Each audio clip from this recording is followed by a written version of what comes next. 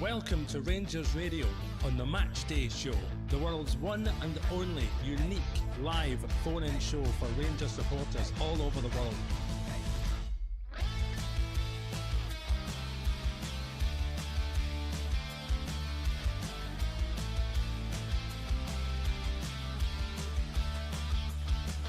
Why don't you give us a call on 0141 356 1972. It's your show, it's your platform. Let's hear from you.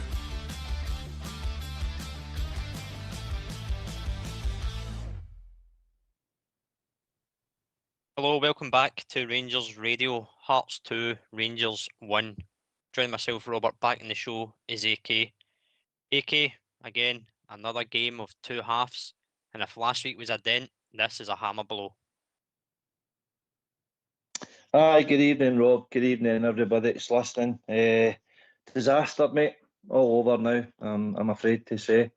Hearts wanted it more. We spoke about it before the game started. It was desire, it was sleeves rolled up, it wasn't much kind of a skillful game, although a bit of class for Shanklin's goal. That was a one bit of class that shone through, but no enough desire, no enough effort, no enough running, working. Who wanted it more? Hearts showed it in the second half. Who wanted it more and ended up deserved winners for me. I can't disagree with you, mate. I can't disagree at all. I think the first half, I've got to be honest, I thought we were in control. Obviously, we get the goal through an unlikely scorer on Dujon Sterling, and it comes from a Tavernier long throw-in. Stuart Findlay tries to clear it, and it falls to Sterling. Catches it on a volley. Takes a deflection, and that sends it over the keeper. But that, for me, set the tone the whole first half, mate. We were composed in the ball. We were confident. Hearts weren't pressing us. They were getting frustrated. The crowd was groaning and moaning every time they lost possession. We were in control of that game, mate. But second half, as much as we never done anything, you have to give praise and credit to Hearts, and they've done that all season. Aye, again, we touched on it. We know the qualities of Hearts. They're resolute. They went behind numerous games this year. They went down to 10 men in the face of adversity and still hung on for the massive 3 points. Tonight was a massive, monumental change for Hearts. I think total belief that they've got. I think they go on to win the title now. I certainly hope they do, because we don't want that other lot winning it. But tonight was another missed opportunity for us. We had the game in the grasp of our hand and we let it go. I thought Hearts, again, we spoke about it. You needed to take the sting out the game. You needed to quieten the crowd down, and I thought we were efficient in doing that. 20 minutes into the game, there was a lull in Tynecastle. Is that right? We've rode the storm here. Chukwani had a clear header opportunity just before we actually scored, and then, as you say, Tavernier long throw in, a bit of a melee in the box, and Sterling managed to get a connection with it. Slightly the deflection ended up in the back of the Hearts net. At that time, I thought we were well in control. I thought Hearts were they were a bit nervy. At that point, they were standing off us. They weren't pressing. But we weren't doing nothing with it. We had the opportunities to go there and hurt them again and put the game beyond Hearts, but we didn't. And then half time comes, and completely different teams at half time. I think McInnes, he didn't change. I mean, he made one sub, but it was a change of attitude and application more than anything that swung again for him. And we didn't react. We stood off them. The crowd getting top of us, the noise volumes came up, and the game completely flipped. But again, we didn't react to it, mate, and that's the most disappointing factor about our chances tonight, because that's it, gone now. As you said, mate, they changed the game the second half, the way Hearts approached it. And obviously they get the equaliser, which gives the crowd a lift, gives them a wake-up call, and I think they thrived in that for the rest of the half. But we obviously get the goal, and we can dissect it, mate. Kidiridis finds a lot of space out in that far left. For me, Sterling's got to get tighter once he receives the ball. He can't back off, allow him inside like he does. has an effort, hits the post, but the reaction, mate, Scove Olsen, Tavernier, unaware that Kingsley's behind him, sleeping at the back post, and he can't miss. It's 1-1. And as you say, momentum swing right into Hearts' favour and the crowd. Aye, definitely. Aye, it was, we've got so many bodies in that box, and we allow Kazarides just to skip into the box and get a shot away. It's poor for Sterling, but that comes with him being in the left-hand side, and that's no his natural. To show him down the line, or he comes inside him, So, but he shouldn't be allowing him to get the shot away, and then we're just standing like statues. I think Scov Olsen and Tavernier think the ball is actually skipping by the post and going out for nothing, because they're basically on their heels to turn the other way, but the ball hits the post bare, and the guy Kingsley, I think it is, dispatches it into the goal, and we're just stood and pointing at each other. Terrible goal to lose, mate. Terrible goal, but self-inflicted, and then Hearts is buzzing. Tynecastle's came alive again, and they realise it's game on again, and the 3 points is there to be took. We sort of had a half chance, mate, before they obviously get their second of the game. Again, it came from a long throw with Tavernier. It's met by Fernandez, heads it goalwards, but no power in the header, and it's come through for the keeper. But other than that, mate, I don't recall any other chance that we've created to put Hearts under pressure. And as I said, Lawrence Shankland pops up with a goal. It's a great finish. You've got to say it first and foremost. It is a good finish, but for me, mate, the ball should not be getting to him. It practically comes from the corner flag. I don't know how it's made it there, but Shankland does is what he's been doing all season. And many of our support out would have said we should have had him a few seasons ago, and it's coming back to bite us, particularly in a game like that you look at. But that's it. It's 2-1. And I don't know about you, mate. I didn't feel we were going to get back into it at all, despite the past two games coming behind or losing goals. Today, I just didn't feel it watching that. No, I absolutely had the same feeling as well. You look at our team and you look at where's the leaders, where's the guys that's going to, grab the game with the scruff of the neck. The only one that was willing to run with the ball, as we've seen before, is wee Mikey Moore, but he was running into dead ends all the time. He didn't have any assistance there. There wasn't much movement up front. There wasn't much opportunities getting struck out at all with Rangers. The goal, terrible again, Slayton. Comes for Tavernier's position. The guy hits the byline. Shouldn't be allowed to get the cross to come out, but it does. And Shankland just across the face of your defence unleashes a left-hand shot that beats Butland at the near post. Great finish for him, by the way. Absolutely brilliant. And Tynecastle at that point is just, wow, it's just bang, here we go. This league title's on for us. But it's self-inflicted, mate. It's poor defending, slate him again, and then we're sucker punched, and then you're going, right, how are we going to respond? How are we going to react? Danny Rowe made some subs, but I don't think any of them are effective.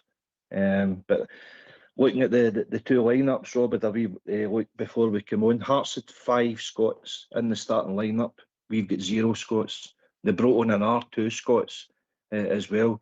So that nucleus of guys who know what it means to play for Hearts, know what it means to play for the club. I think we've been caught sleeping with our recruitment for far too long. We've ignored the Scottish market. We could have had Shankland, they say. We could have had Lewis Ferguson. We could have had Alex Goget a number of years ago. You've got other ones that we're starting to look at. But this is part of a problem. The players that we've got in our team, they don't fill the jersey. They don't fill the conference with the support that they're going to react in the right manner. And I think this is where a lot of things have went wrong for us. On recruitment, on manager, you could say. Derek McInnes knows all about the Scottish League. Danny Rogue's untried manager. He's learning the trade. Is he at the right club to learn it a trade? There's a lot of question marks coming out of him tonight, and it is what it is. I personally don't think he should be sacked, but there's plenty out there that will disagree with us. And the reason why I say that is because we've been through 10 managers in the last 10 years and we're no further forward. We can't just keep sacking managers. I know people say, you keep sacking managers until you get the right one. Well, who is the right one? It's if we're going round about in circles again, but it's all about opinion. We're all hurting tonight. We just need to keep it respectable for our own opinions. Aye, and of course, mate, as you say, this show is all about opinions, so we better get the phone lines opened, and I'm sure there's a few bears out there that want to get things off their chest, so this is a platform to come and do it. So let's hear from you. Why don't you give us a call on 0141 356 1972? It's your show, it's your platform. Let's hear from you.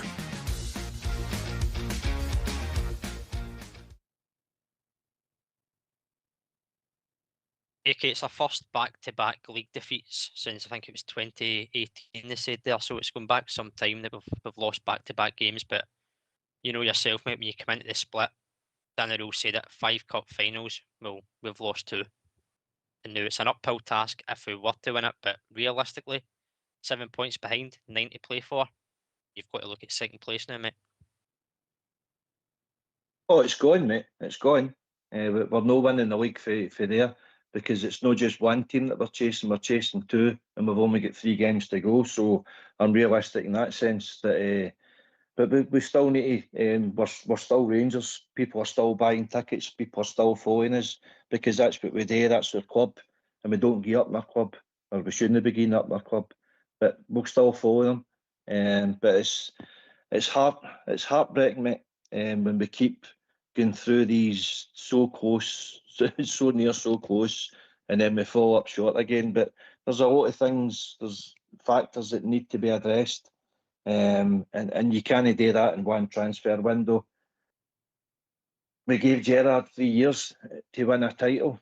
Are we patient enough to give somebody else at least 2? I would say Southside spoke about it. You're not going to address this in one transfer window. It's going to be 3 or 4, but you need the right manager. We need to trust the manager. He's the right guy that's going to get us there. There is question marks about Danny Rowell. I accept that. But what do we do? Do we sack another manager and then start again, and then you're looking at another potential Russell Martin coming into the club? Because that's just no right. But I don't know. But I've no got answers tonight. I'd love to hear who is the right answer. I mean, Derek McInnes was spoke about coming to our club long before Danny Rowell was thought. Have we made an error with overlooking him as well? Possibly. But as you say, mate, we can't keep going down the whole route of get a manager until we find the right one. It'd be great if we could, but as you say, we gave Gerrard time. Do we give Danny Rowell the time? Do we get the right players in? Because, as we've said, these players don't have the experience. These players don't have the question marks about the mentality. That will all come to the surface again, mate, because when you get close, you get the belief back. You fall short, you're going to have the questions. And as a Rangers player or Rangers manager, the questions will always be asked when you don't deliver. Aye, and that comes with the territory of the job. He's brought in at a troublesome time. I know our club, we were going nowhere earlier in the season. People can say, well, we've ended up nowhere, but that's your cup's either half full or it's half empty. I can see. I'm not saying success, because 3rd place is nowhere in Scotland. 2nd place is nowhere in Scotland. But you've got to put a sense of perspective on it, where the team was, where the players was. They're not good enough. We know they're not good enough. He tried to put as much his own players out in the park there as what he could tonight, with bringing in Romans and the Derry, probably ahead of where the medical team would want them. If it was down to the medical team, you said, nah, forget him until next season. But we're in a desperate last chance saloon tonight, and he thought the roll of the dice was worth it. But there's too many guys out there that's just, they don't have a mentality to wear our shirt. Even you're bringing on Kasama and Ascar, they're not going to win you games. They're not going to win you leagues. It's not their fault in essence, but it comes down to a lot of recruitment for Kevin Thelwell and Russell Martin for before, and And Celtic have they've changed manager 4 times this year, but they've made a shrewd, position change with bringing in a guy who knows the club, knows how to win, been there and done it. We don't have that Walter type figure to lean on anymore, so we're gambling a bit. But there's going to be home truths. There's going to be honest discussions. I've no doubt about that between the management. Andrew Kavanagh was there tonight, witnessed that. But whether that leads to Danny Rowe getting sacked or whether he stands firm with his guy, and then we really need to refresh that squad, because where we're going now, the players are nowhere near good enough to go and win a league. No this season. And that's what it boils down to, mate. As we said, there's always going to be opinions about managers with their team selection, their tactics and substitutions in game. But a lot of this comes down to the players as well, their ability to go and carry out performances that are worthy of winning a title. And how many times in this show, mate, have we come on here and said a game of 2 halves? That can't happen at your club, because that's where you lost points, that's where you lost titles. And ultimately, that's what we've done this season. It was in our hands before we played Motherwell. A game of 2 halves today. Motherwell outschooled us tactically. They set up right, and we lost to 2 of the better teams, you've got to be honest. But that's what's cost us. Oh, we've barely done a 90-minute performance this year, and that's the fact of the matter. We've spoken about it numerous times. You could say we've got away with some games. I would also point to a lot of the goals that we've been denied with VAR, but that means absolutely that's some material. Tonight we're hurting tonight because we've lost another game where we needed to win it, and that's on the back of defeat to Motherwell. So it's gutted, mate. The only thing is you've got supporters probably out there. Can't wait to say "told you so," and that disappoints me.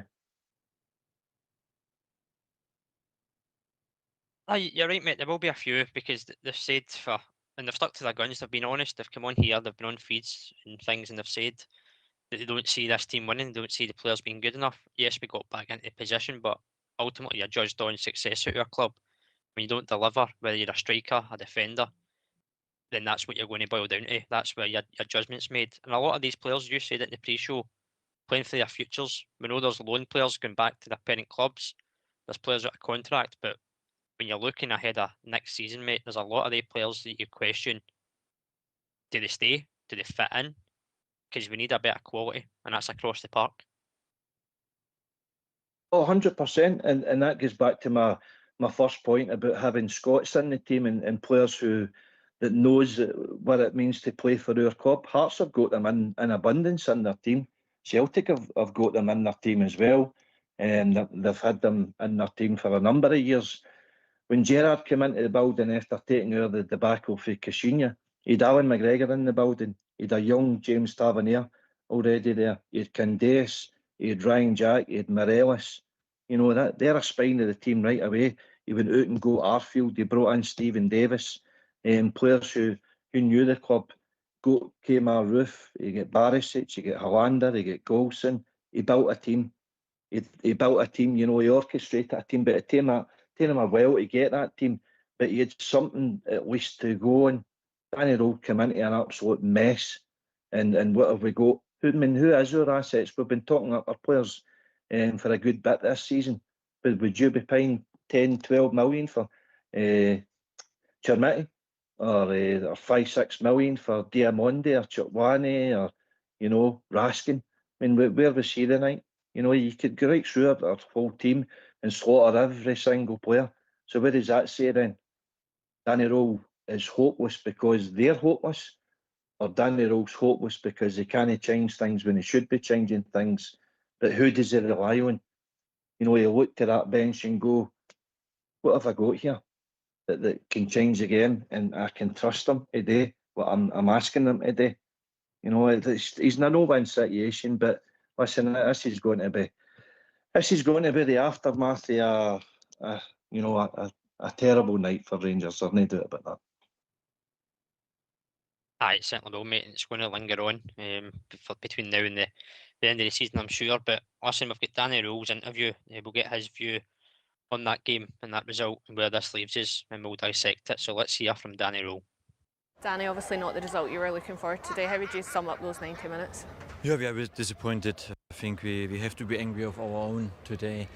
I think especially when you dominate first 45 minutes like we did today in both directions, how we keep the ball, how we find the right spaces, how we defend as a group, always together, always net, always active. But football is about 95, 100 minutes, and it is then not enough to win such a game. Yeah, we know football, there is one moment and then the atmosphere turn again back. First half is what we want. We make the stadium quiet, but finally we are disappointed, and we should be disappointed and angry about our own. But this is now what I want to see from my group: courage and a big, strong 3 last games from our side. Why do you think it was that we maybe didn't see that performance across the 90 minutes today? Yeah, football, yeah, you come out, we were not aggressive enough, we dropped, and then we allowed them to make some balls in behind, too easy, and then we knew that Hearts will come, yeah. They played in behind, they dropped, and then 2 goals really similar, and this is then what I want to see from our group, that we play together football, but also defend together, and this is then, what we have to improve. What do you say to your players after a result like that, with obviously 3 games left this season? Yeah, it's not for here. I think I thought some and I find some words, but this is for the players, not for public. For me, it's about that I stay in front. I have to analyze all those things. I have to take the consequence as well for some things on the pitch, and we will improve. I'm totally convinced. We showed in a lot of moments which direction we want to go, but there's also a lot of space to improve, and this is what we want.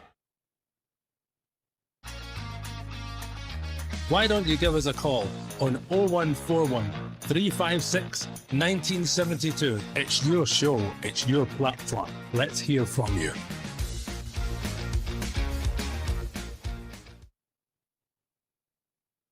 Thanks for that, folks. AK, we've touched on it. Game of 2 halves, not getting a 60-minute or 90-minute performance. It's always been around about the 45-minute mark. What's that down to? Is it management?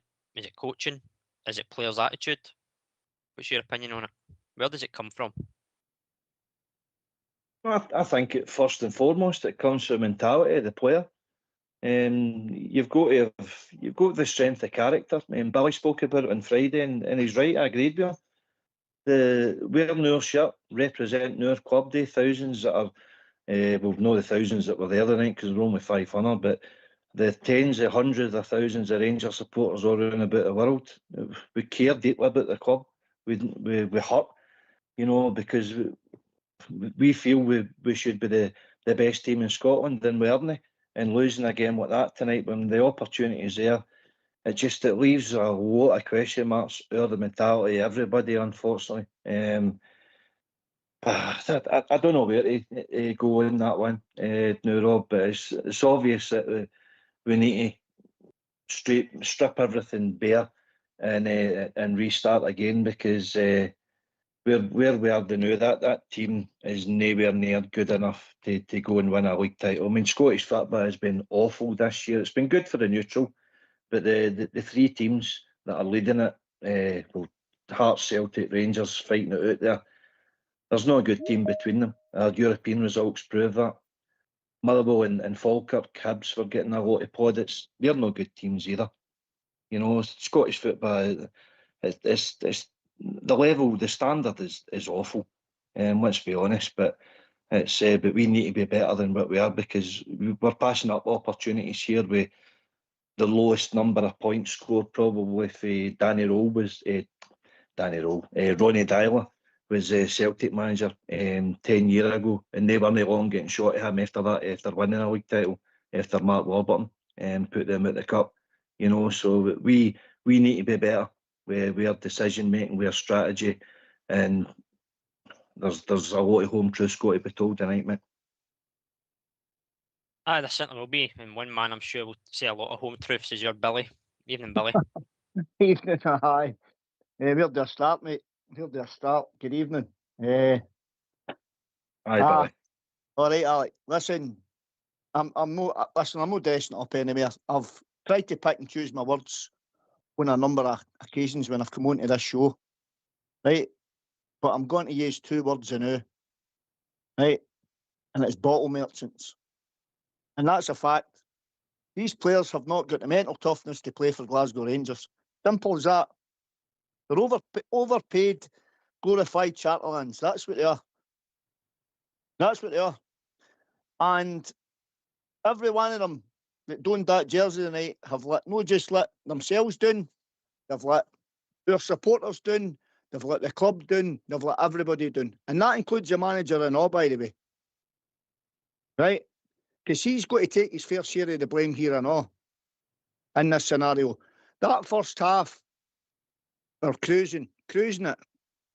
Now, as a manager, right, and listen, I've not got any coaching badges, right?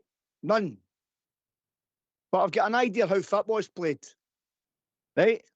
And I said to my son at half time, I said, Derek McInnes will change his system and he'll come out and he'll have a right go at Rangers in this second half, right? And what does he do? He changes his system and comes out and has a go at Rangers. Now, I heard the manager talking about there, he says, we knew they would do that.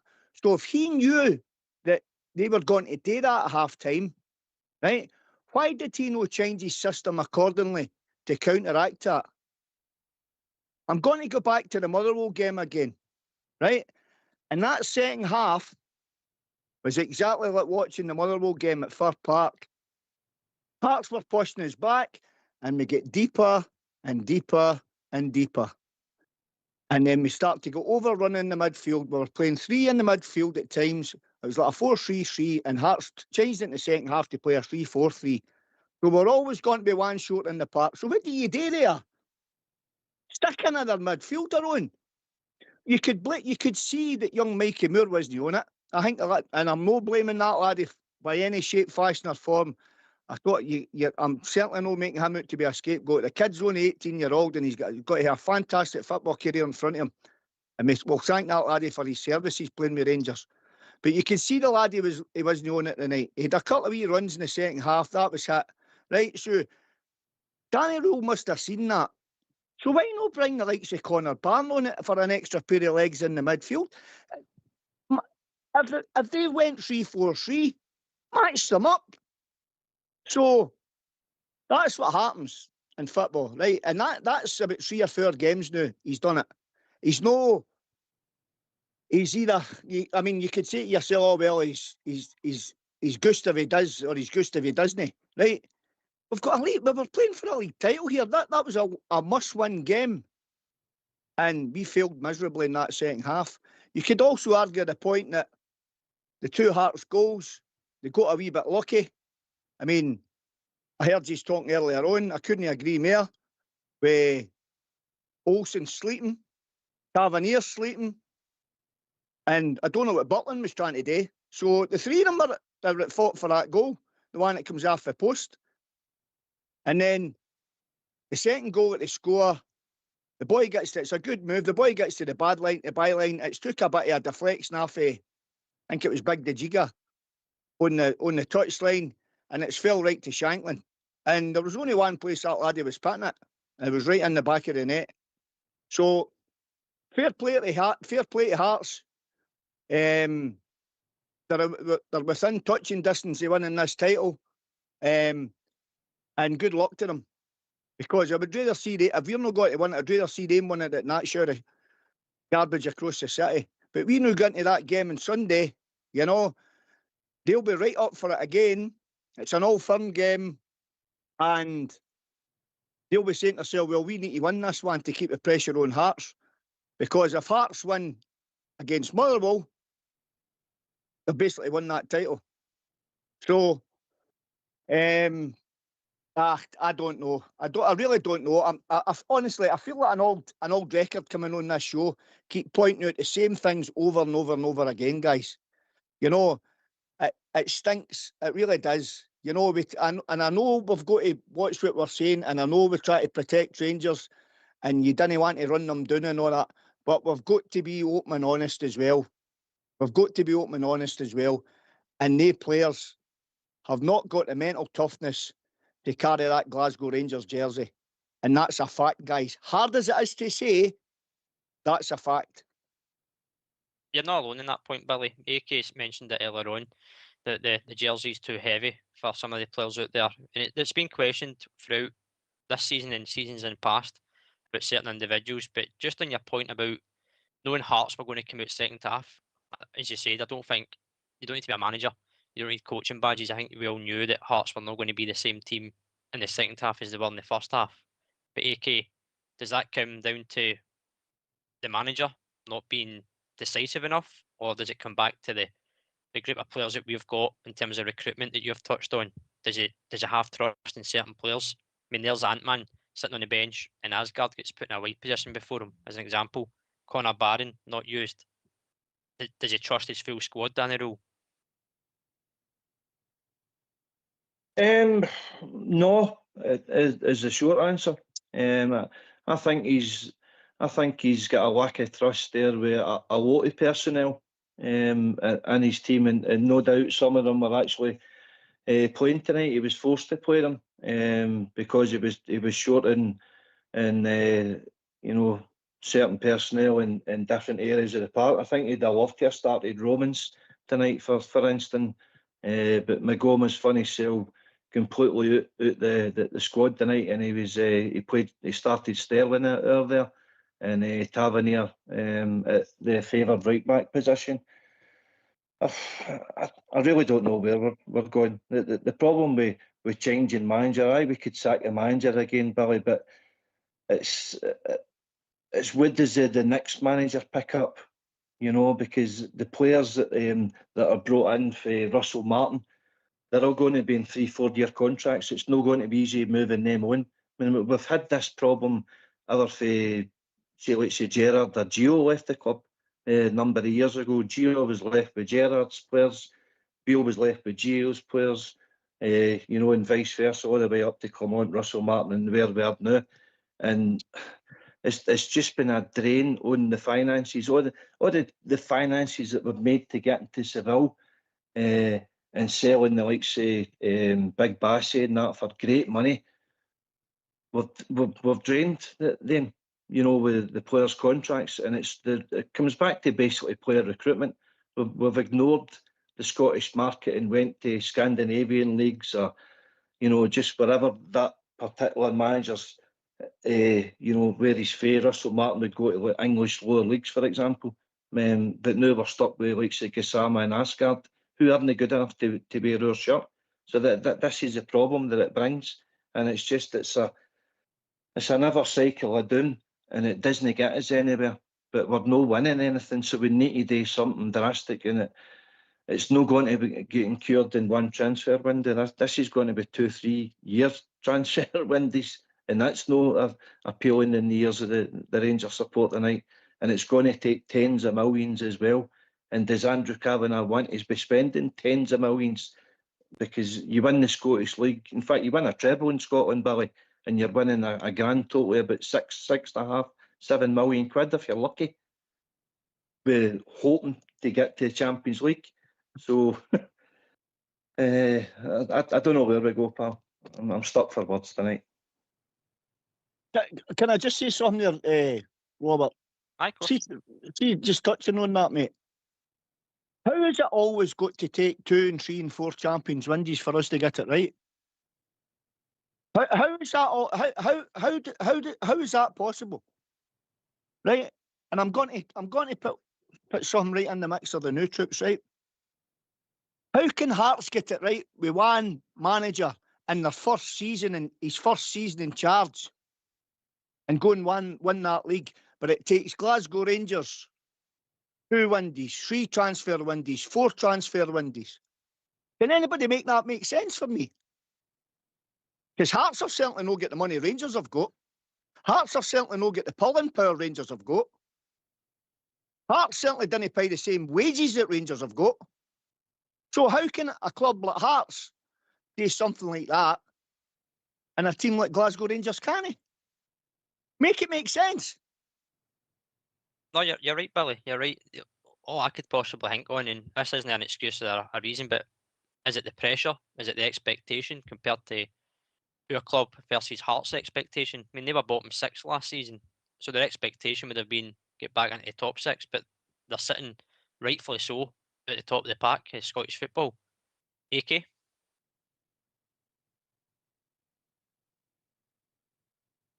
The simple answer to that, Billy, is the finances that I tell you about. Your 3-4 year contracts are 10, 12 million pound.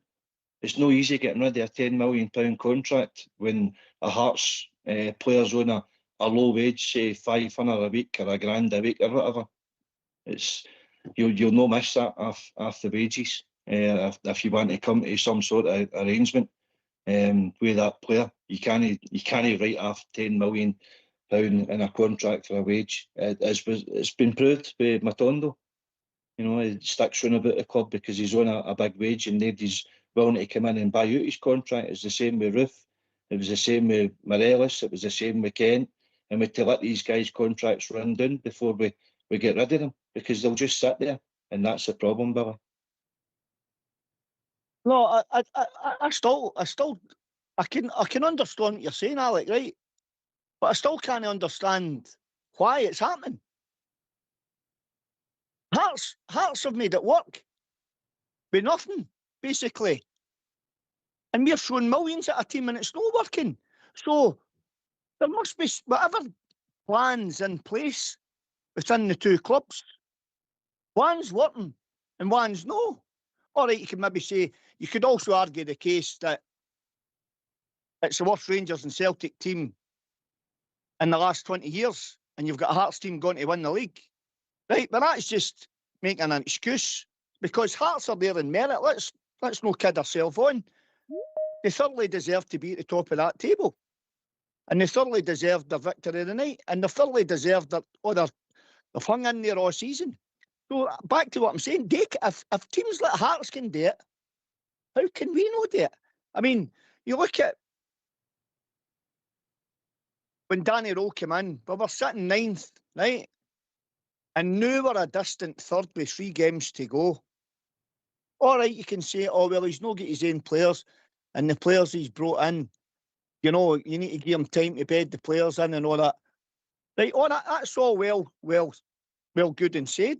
But some of his tactics and games, and when we've had chances to go and kick on and go and win this league, we've not done it. Every opportunity, it's been one thing or another. Either the players have not done it or he's not done it tactically wise. We should have been out of sight after Christmas. Out of sight. And we're no. And that's scary, troops. It's scary. And people can talk about the aftermath and, you know, people have their own opinions, etc. Right, that's all fair and well. We understand that. But listen, it's not good enough. It is not good enough. And it needs to be addressed. Because, as I said again, if Hearts can do a fix like that within a season, with what they've got, finances-wise, etc., then so can Rangers. How can Rangers... See, you're talking about, AK, about Hearts, the Hearts players not being on big wages. How can Rangers not go and get the same players on the wages that Hearts have got then? And get the same effort out of the Hearts players for playing for Rangers? You know what I mean? So... Billy, we could have went and got Shankland at the start of the season for nothing, but we turned our nose up at him. That's what I've been saying there. We've ignored these guys in our league for far too long. Half that team Hearts had tonight were Scots. They knew what it meant to play for that club. The 2 goal scorers tonight were Scots. They'd another 3-4 Scots on the bench. That's what you need. Walter built his team round about Scots, a backbone of Scots, guys who knew that played for the the league for the team. It was the same in his second tenure as well. He had Barry Ferguson, he had Kevin Thompson, he had Alan McGregor, he had Chris Boyd, he had Nacho Novo, Marvin Andrews, guys that knew the league. You know, we've just ignored them, and now it's coming back to fruition. Anyway, we've got Smurf in there, Rob. He's waiting patiently on the wings there. Evening, Smurf. Evening, guys. I won't ask you how you are because it's fairly obvious. Probably the same as you, mate. Aye. No, I was listening to Billy there, and a lot of what he's saying is making sense. But just one on with Hearts. You know, Tony Bloom's got his system that he uses. He's used it at Union St Gilloise. Had they won anything for 90 years when they won the league with him. So the system he's using for identifying players, Derek McInnes says if you get paid £2 for playing one game of football, this system knows about it, right? And Rangers don't have access to that. There is 100 systems like that out there, thousands probably, but his seems to be a bit special. It's worked at Brighton, it's worked at Union St Gilloise, and it's worked at Hearts. So Rangers can't go and get A players simply because they're no privy to that information that he's got, that diagnostic that he's got. But there is other systems out there that Rangers do use, and practically all clubs use. The other thing is, they players that are playing for Hearts, they're playing out for their skin for Hearts. They're not playing with the same way expectation as the Rangers players are playing with. They just aren't they? And therein lies the problem. I think a lot of Rangers players have probably got fantastic ability, but it's a mentality thing. Maybe they're just, Asgard, bags of ability, but just in the wrong movie. And they him to the boy, he's got to go at the end of the season. And my next point is that over to you, Mr. Kavanagh, because, we've got around a dozen players that's going to be gone at the end of the season, whether they're sold, end of contracts, guys that aren't good enough and surplus to requirements. 3 centre halves, a goalkeeper, a left back, a right back. You've not got the defence yet. And it's easy to have trust in the manager, and I'm not calling for the manager's head.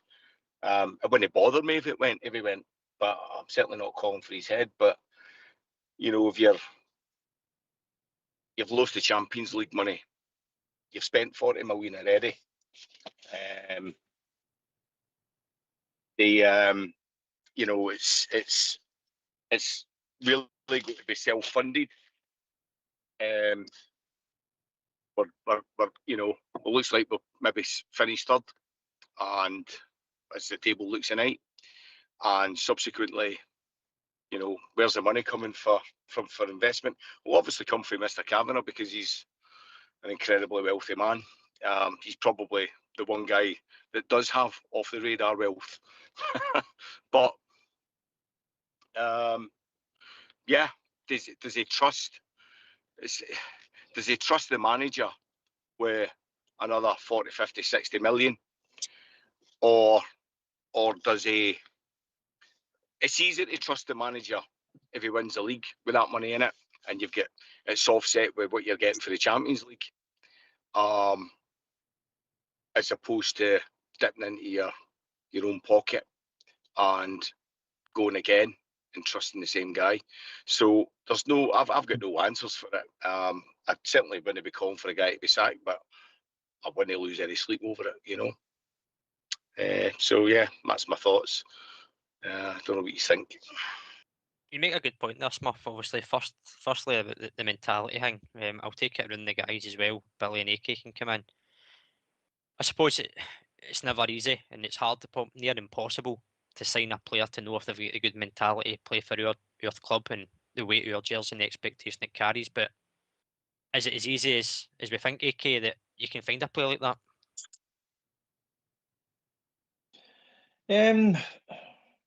Well, you need to do your homework. You need to do your due diligence, and the system, the setup that Smurf speaks of is there's no doubt about it. It's enhanced at the clubs that Tony Bloom has took over, and they've flourished.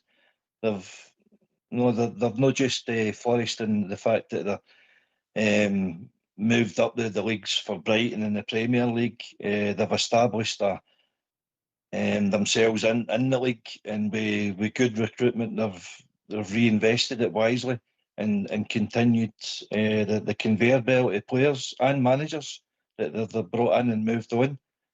So that strategy is in place already. So it's credit for Tony Bloom and everybody that's working at the club that's got that up and running. They've installed that again out in Belgium, and now they're doing the exact same thing with Hearts. When I seen an interview with McInnes, and he said, "Listen, I think I know the Scottish League, every player in every division." He says, "But guys that they kind of mark them out of 10, for instance." He says, "A guy that I would mark maybe a 6 out of 10, they've actually got him as like an 8 or a 9 out of 10 because his availability on the park. He's very rarely injured. He offers this to the team, assistance-wise, goals-wise, blah, blah, blah." It's like Moneyball sort of thing. But they've got Kizarigues, they've got Braga, their recruitment's been shrewd, and that's a big part why Hearts have been so successful this year. Plus, they've went and got a manager that knows the league as well. So it's fair credit to Hearts. But their key players is still the guys who know the league, like say Shanklin, the likes of Kingsley, the likes of Stuart Finlay, Halkett and that, Craig Gordon as well. They guys are still key to have in your club. Billy, I'll come to yourself on Smurf's second point. The finances, obviously, a few weeks ago we were sitting discussing if we were to get a title, how that could open the gateway to automatic Champions League football. Now, as Smurf rightly points out, sitting third in the table, it looks like you finish there. It's Europa Conference League qualification. That's not where your club should be, Billy. No chance. No, Smurf, thanks, mate. I didn't know that, firstly, Smurf. I didn't know that was the scenario, the system they had in place, mate. I didn't know that. So cheers for cleaning that up, mate. That's a very interesting point you made, buddy. I didn't know that, so that makes complete sense to me, pal. But regarding sitting third, mate, nah, no chance.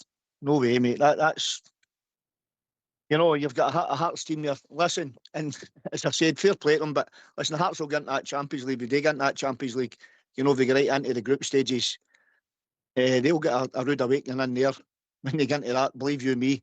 You know what I mean? But listen, that's irrelevant. It's what's happening under us that we're more concerned in.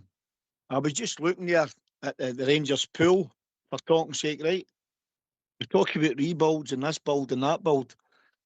At the present moment, the thing I've got in front of me, Rangers have got 26 players on their books, right? A pool of 26 players. Obviously, maybe he 1 or 2 in loaning that, maybe we're touching that. But as it sits now, we've got 26 players in our books. Out that 26 players, there's 4 Scots in the team, right? And 9 out of that 26 are either finishing their career, got a year to go, for talking's sake, Suter, Taverniers away. The rest, they're all on loan. So that takes us down to 17 players. Right? And this is where it gets interesting. Out of that 17 players, who's the starters and who's the ones that's got the mentality, right? So I'll run through the team just for interest, right? You've got the goalkeeper, Butland, there, and you've got Kelly, right? Tavernier will be away. Arns is away. Suter got a year extension. Cornelius will not be there. You've got Sterling. Diageo, will leave. You've got Romans, who's obviously signed. Magoma's away. Fernandez, so that's like 2 out there. You've got 2 defenders there. Then you've got Connor Barn. You've got Mohamed Diamondi. Smurf rightly says, Asgard, all the ability in the world, but he's not got the mental toughness to play for Rangers. You could I would give Chukwueze a chance. I was a great lover of wee Raskin. For me, if you get good money for him, punt him. Then you've got Bailey Rice injured. You've got Aidan McCallion. And then you look at the forward line. You've got Olsen on loan. You've got Chermiti. You've got Baizrami, it's not getting a game. You've got Ant-Man, it's not getting a game. You've got Nadiri in and out the team. You've got Gassama, who can only play as a substitute, basically, because he's merely an impact player for me. And you've got Majowski, he doesn't get a chance. And you've got Mikey Moore, who's got to be away back to his parent club and all. So, when we look at it from that perspective, I think we're in trouble, lads. Because we'll need, I reckon, about 8 players in the summer to come into Rangers. 8. And every one of them, whoever they are, will need to hit that ground running. Because as far as I can see, the only one with a bit of mentality at all and toughness is the Rangers left back, Romans. He, for me, is the only one that I can see out that full pool that can fill that Rangers jersey. I don't know what you think yourself, Stoops. It's interesting to hear the pool, Billy, when you think about it, how short it is when the players obviously that are on loan leave, those out of contract. We know Tav's going, Bailey Rice's contract's up, Liam Kelly's contract's up. As you say, Suter signed that extension. There's guys out on loan to come back to the club, whether they're in the plans or not will remain to be seen in the future. The likes of Ross McCausland, etc., who's out on loan. But Smurf, Billy is right. We're short, but we knew for a fact that we were going to have to go again in the transfer window, regardless if we win the league this season or not. It was always going to be reinvest, refresh the squad. You can't stand still. Gerrard told us that before. We never listened. We didn't invest then. Shot ourselves in the foot, and we're still paying the consequences now after these years. But Billy's right. It's a short pool of players when you look at it. Aye, it's pretty shocking. I mean, let's say we won the league. There's a bit of interest in Fernandes and Chermiti. Raskin goes in as a good World Cup. You're maybe going to get somewhere for the three of them between 40 and 60 million quid, potentially. And then you've got the Champions League money. That's going to put you somewhere between 70 and 100 million pounds, as opposed to you've no won anything, and maybe that affects their market value. And there's no Champions League money, so it's got to have. And don't forget, you've got the financial sustainability model to adhere to as well. So that'll be offset a wee bit with the numbers of players that are leaving. But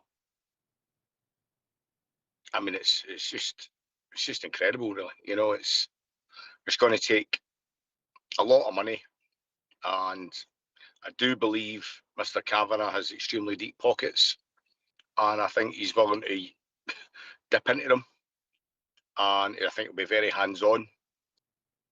But I don't know. It's if it was you that was having to dip into your pocket to that tune, would you be looking at Danny Rowe thinking, he's my man?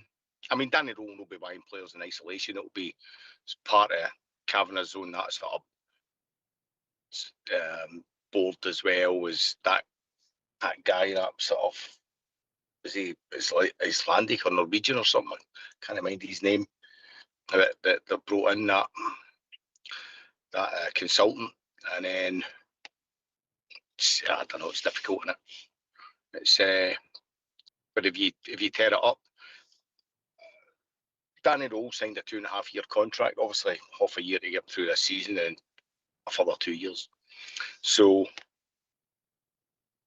I can only imagine he'll be hanging about. But I can't imagine if he doesn't win the league next year. I don't think it'll be there the year after. I don't know. No, you're right, Smurf. It's a question that a lot of fans out there will have already voiced, AK, and others will continue to voice is, can Danny Rule be trusted with the transfer kitty come the summer? And if you look at his players that he brought in January, Romans, Billy's touched on it. He's the only one that he believes is somebody that's got the passion, the desire, the ability to wear the jersey, the mentality aspect of it. Toche looks a decent player. Nadiri brings a lot to the table. But I said it a couple of shows ago, AK, that my worry would be if we don't win any silverware this season, that the players would be judged simply on that rather than making a bigger picture of what they bring. But it's a question that many supporters will ask. Can Danny Rule be trusted with the money come the summer? Should he be the man with that kitty? Oh, well, these are natural conversations that's going to come because your club has been unsuccessful. At the end of the season, the 3 out of the 4 players that you mentioned, you would say arguably that they've improved the team, but injury has stuck Romans and Naderi. We certainly missed the 2 of them in the couple of games that they missed. But the sad reflection is the squad in general, the strength and depth isn't there, even though we've spent upwards of 40-50 million. And that's a sad reflection of the poor business, the poor recruitment that got done at the start of the season. We chased out Dessers goals. You're taking 50 goals out of the team right away just with one guy. Smurf spoke about that before. We didn't replace that. We've done it prior to that. We getting rid of Cholak and Sakawa and Morelos and Arfield. We've not replaced all these guys. So recruitment is not just been poor in the last 6 months or the last year. It's been poor for a number of years, and that's where we're finding ourselves now. And it's not good enough. I'm not saying it's good enough, but sometimes we just need to calm down and see where we're going. As I say, that if you're winning a treble in Scotland, the monetary factor isn't there. That's not what brought Andrew Kavanagh into the club. He wants to earn the big money in Europe, but you need to be able to be good enough to get to Europe and maintain your position in Europe and build in that and get to Europe latter stages of European competitions. Now, the finances in Scotland doesn't help our situation. So the finances we're looking for him and for the fans, that's where our finances come from, because the money that we're getting with the TV is nowhere near good enough. So we've got to be switched on about it. There've got to be calm heads. There'll be angry reactions, and of course it is natural reactions, but I think Andrew Kavanagh he's a businessman first and foremost, and they'll make decisions for the benefit of the club going forward, regardless whether Danny Rowe is the manager or whether they decide to part ways at the end of the season.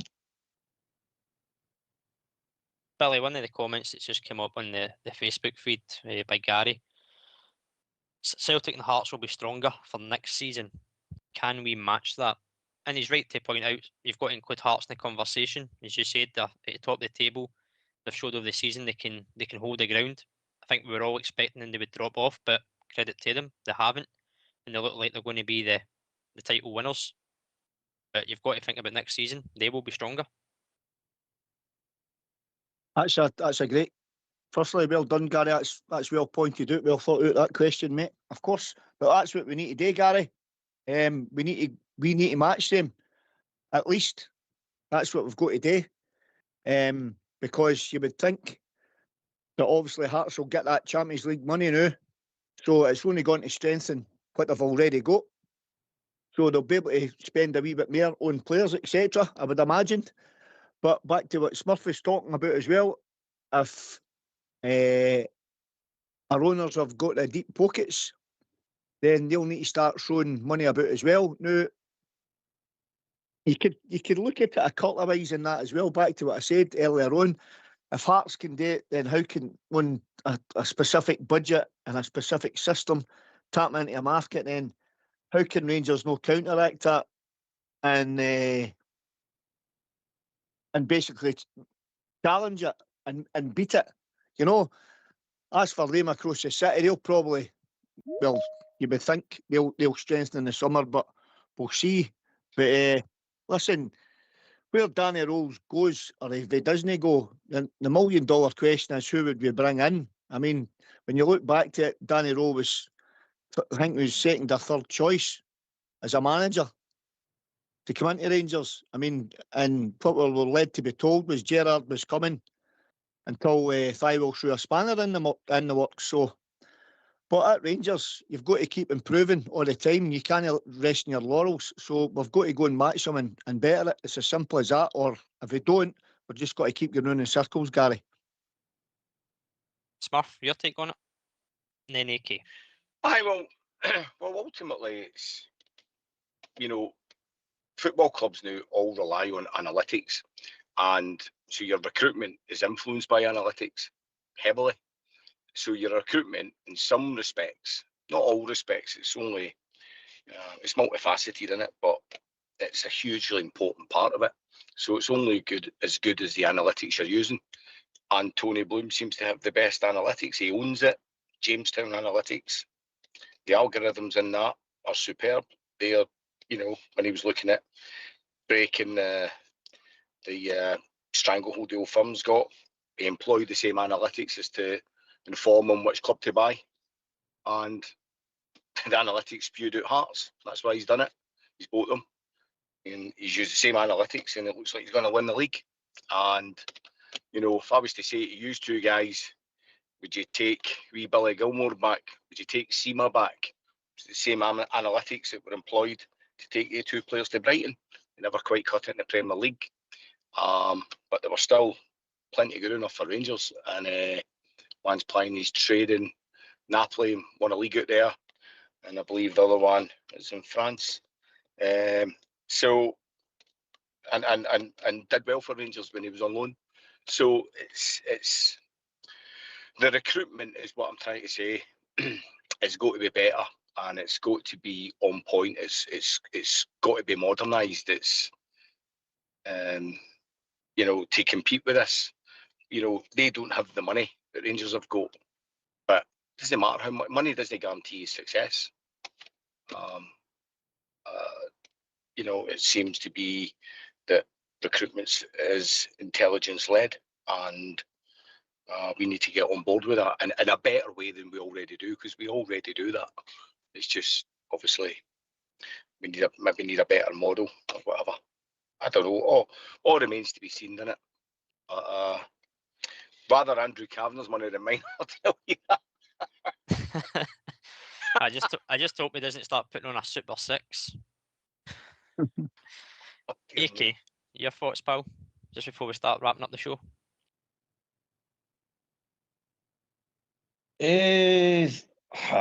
Of course, Hearts are going to build on it. This is stage one of their 5-year plan, or to give themselves a 10-year plan. Well, they're into year one and they're already successful, by the looks of it. So, good luck to them. But it just means that we need to rip up the blueprint and start again and work out the strategy. I've no doubt the meeting in Spain with Kavanagh and the recruitment team, the managers, the coaches, and all that, they would have planned out what if it goes wrong, what if it goes right, what's the kind of budget in front of us. So accordingly, we'll need to go with that and stick with that and whatever it is. But that's up to the bigwigs, as Smurf is pointing out there. But Hearts need to win 3 rounds to qualify for the Champions League, so they're not going straight into it. It was only us that had that opportunity to win the league, because of the coefficient points and that. So I think they'll be doing well to make the Champions League proper. But for the sake of Scottish football, every club needs to get their house in order. But we're only concerned about one club, and it's Rangers. And tonight we're all hurting. So we'll just need to see what the chairman, the manager, and all that day going forward, and who's going forward and who isn't. So that's what it is now. Exactly, mate. It is. It's just now 3 games, end of season, and we'll see what happens over the coming weeks in pre-season. Who's in, who's out, and who's there next season, and we've got to start and go again. But final word from your good self, Billy. Hey, well, thanks for taking my call, mate. It's been an interesting season, to say the least. Listen, it'd be absolutely mental if we could pull it off, but listen, it's virtually impossible now, so I'm just clutching at straws here. But whatever happens in the summertime, they better get it right, because the way things are going, troops, we've got nothing left bar the sash. But anyway, cheers for taking my call, and we follow on, eh? Good night, lads. Cheers. Cheers, Billy. Smurf. Aye, thanks for taking my call, lads. Good night, and I suppose there's always next season, eh? One of these seasons it will be our last, won't it? So enjoy it while we can. Take it easy. Good night. Cheers, Smurf. Always good to hear from you. And of course, AK. Oh, what a positive show that was, guys, eh? Rotten, mate. Feel sick. That is what it is. But this is what comes with supporting our club. We're not throwing the towel or no support on our club. We're hurting the night. But we'll need to dust ourselves off and come back stronger. We need to, because we're going through this decade of doom. Is now into our second decade of doom. So we need to get things right now. But aye, thanks again, Rob, to yourself, the Techie team, and everybody that's listening.